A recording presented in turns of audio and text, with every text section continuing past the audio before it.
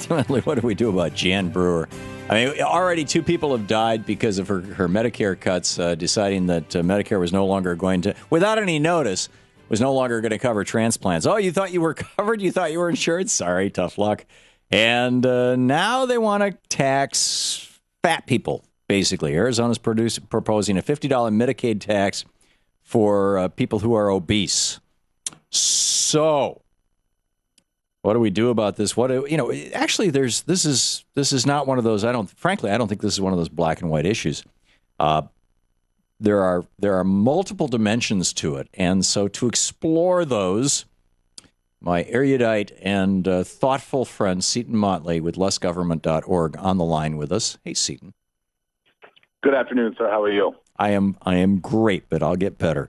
Now, just a couple of weeks ago, Arizona's legislature said it's illegal to ban fast food places from giving away toys to promote little kids eating food that makes them obese. But now they want to hit obese people with a $50 tax. I don't get it. Yeah, of course you don't. It makes sense, which means you can't get it. Come on, Seton. We really don't need ad hominems. I am not going to attack you as a person. Tom, I'm playing, Tom.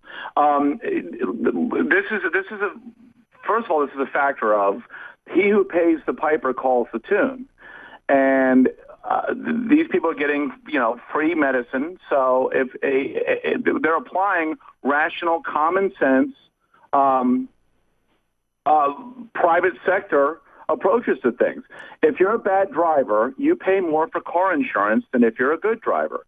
If you're perpetually sick, if you're overweight, you pay more in private health insurance than you do. Well, what happened to the old theory that was so fashionable during the tobacco debates about whether or not tobacco killed people?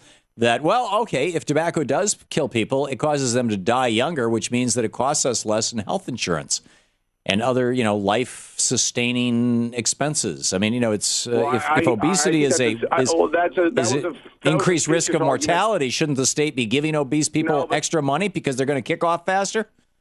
But that was a specious argument because before they die, they cost a lot more because of the. Well, pretty much everybody does.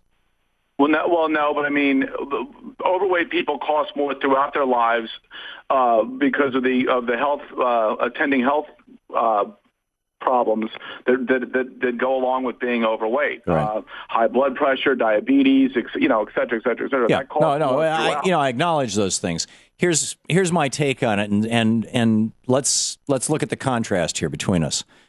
You're saying he who pays the piper gets to play the tune. Okay. Mm-hmm. So, in other words, hierarchy, kingdom, whoever's in charge, whoever has the money, that's the person who makes the rules.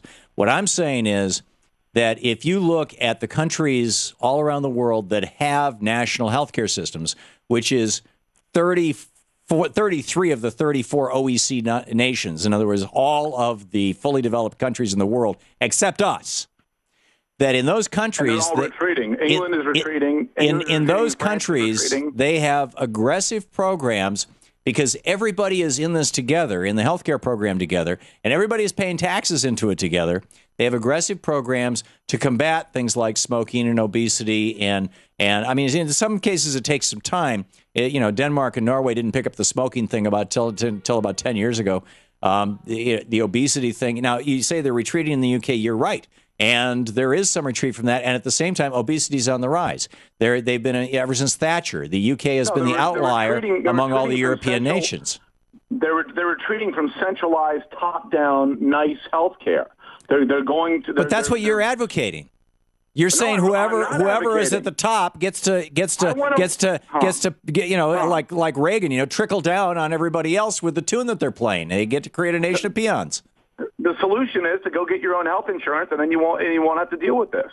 The government. But you said this is the same as private corporations. So a private corporation is going to say the same thing. Hey, you're fat. You're going to pay more.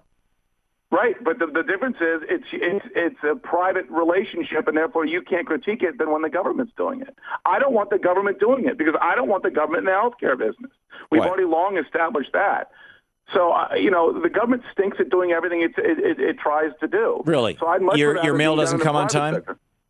No, it doesn't. Okay, and do you think the Army sucks? And it's also, and by the way, millions of dollars in debt, the U.S. Postal Service. Nice, good choice of examples. They're going broke, too. They're not going broke. They're doing just fine, thank you very much. No, they're not. They're $300 million in debt this year. $300 million is nothing in the Postal Service budget of billions. Yeah, because in the private sector, when people have $300 from million year to year, there'll be a surplus one year, there'll be a deficit the next year. It's relatively meaningless.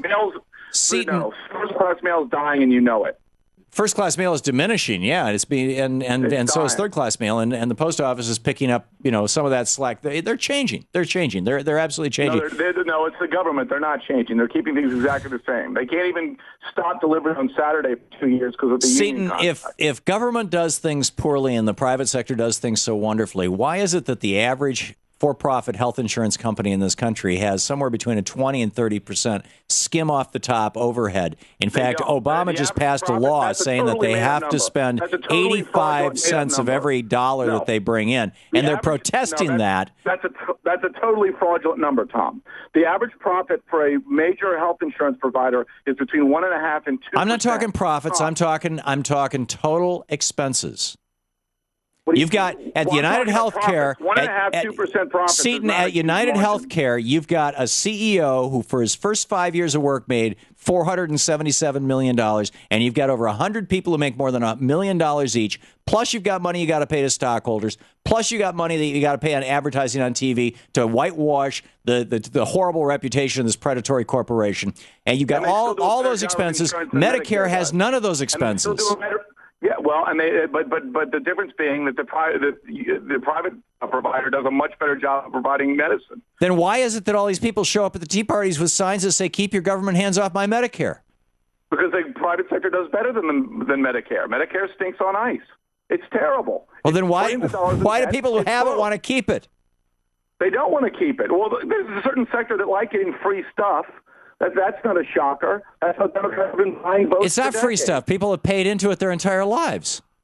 Well, it's free stuff. Anybody who's been working since 1965 has been paying into Medicare, which I'd say is pretty much everybody. A small percentage of what a lot of them talk. A small percent for people who are riding it their entire lives. They're taking out far more.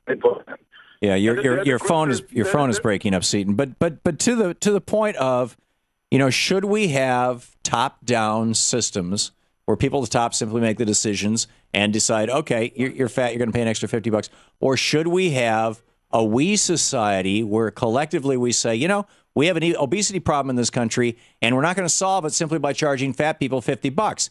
We're going to solve it by doing something about a whole bunch of different things, like corn syrup in our food supply, or educating people, or whatever. You're advocating to end top down. You're advocating more top down. I'm advocating the federal government mandate getting rid of corn syrup. That's absurd, Tom. No, I'm talking about education. I don't want a government that's running my lives. I'm talking about education, so it's bottom up. I know how to eat. And then, no, education is not bottom up. It's top down from the Department of Education in Washington. It's not top down. And it's run like crap because the Department of Education has strip-mined the school system in the last 40 years. Well, in the last 30 years, ever since Bill Benton was put in charge of it by Ronald Reagan. Bill Benton, who ran on the campaign promise of doing away with the Education Department. As a bribe, and Carter Steiner started as a bribe to the NEA in 1979. I know the history of the Department of Education. This was no bribe. This was because you've got kids all over the United States who had special needs who weren't getting them. They weren't getting. The school districts were going broke. Gone to the floor. Ever since the Department of Education was started, education is the scoring. I was running a private school in 1979, Seton. I'm telling you, it's because school districts were going broke because they couldn't handle special needs kids. And they're still going broke, and they're spending 3 times as much as they did in '79, and the results have flatlined. They haven't done anything. Yeah, well, not in real dollars. They're not spending 3 times. But in any case, lessgovernment.org. Seton Motley. Thanks, Seton.